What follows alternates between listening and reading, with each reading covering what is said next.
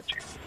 Right, brigadier retired Rashid वली साहब इस वक्त हमें ज्वाइन कर चुके हैं। राशिद वली साहब, शुक्रिया वक्त देने के लिए। सर, पूरी दुनिया इस वक्त ख़ित्ते में, दुनिया में अमन कायम करने की जानिब सरगर्म है। अमेरिका की कोशिशें, पाकिस्तान की कोशिशें, फिर मशरिक़ वस्ता की जो सूरत हाल है उसको बेहतर करने के लिए जिन जिन मुल्कों ने इक़दाम किए हैं, फिर कुछ अर्सा पहले ये जो मॉस्को फॉर्मेट हुआ उसमें फिर ये तरीक़ाकार तय हुआ था कि अमन कायम किया जाएगा, अफगान सरजमीन को दहशत गर्दों के लिए इस्तेमाल नहीं होने दिया जाएगा। इस पर अफगानिस्तान की जानिब से भी काफी पॉजिटिव रिस्पांस था।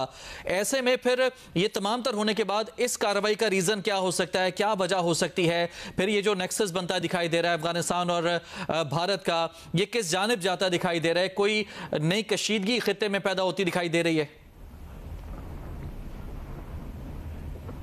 वो सिफारती नज़ाकतों से नाबल्द एक हुकूमत है जो ना स्टेट क्राफ्ट को समझती है, ना ये सिफारती बारीकियों को समझती है। वो क़ुरून वस्ता की सोच है उनकी, और वो उस सोच के पैरोकार हैं और आइडियोलॉजिकल किंग्समैन समझते हैं ये नॉन स्टेट एक्टर्स को, जो पूरी दुनिया के लिए खतरा बनते जा रहे हैं। तो उस सोच का मज़र ये है कि जब भी उनसे बात की जाए वो सुन लेते हैं, और उसके बाद सुनने के बाद वो दो डिमांड्स करते हैं कि एक तो हमें आप इनके साथ मुज़ाकरात करें, हम फैसिलिटेट करेंगे। अब मुज़ाकरात किसके साथ करें? दहशतगर्दों के साथ करें, उनका तशख़्ख़ुस मान लें, उनको उनका तसल्लुत मांग लें, हमारे जो KP के मुल्हिका इलाका हैं।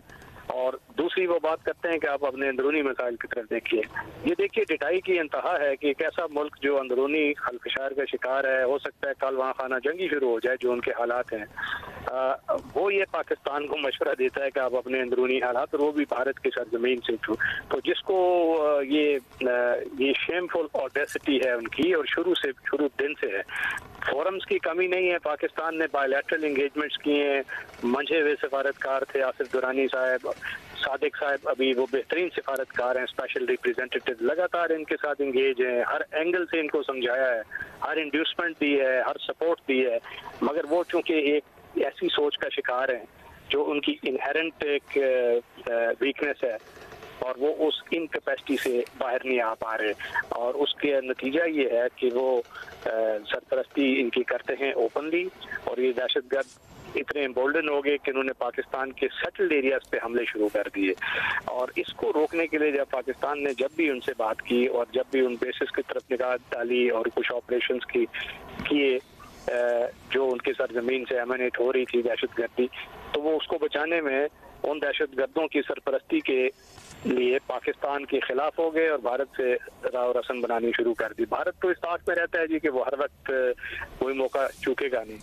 फोरम्स जो पाकिस्तान ने इस्तेमाल किए हैं वो मल्टीलैटरल, ट्राईलैटरल हमारा एक है, चाइना, अफगानिस्तान, पाकिस्तान, उस पर रेगुलरली होती रही है बातचीत। एक क्वाड्रिलैटरल फोरम है जिसमें ईरान शामिल हो जाता है, उस पर भी होती रही है। मॉस्को फॉर्मेट है जिसमें मॉस्को है, रीजनल कंट्रीज हैं, तुर्की, UAE भी उसमें ऑब्जर्वर्स हैं, और किसी वक्त इसमें अमेरिका भी होता था जो यूक्रेन की जंग के बाद निकल गया था। वो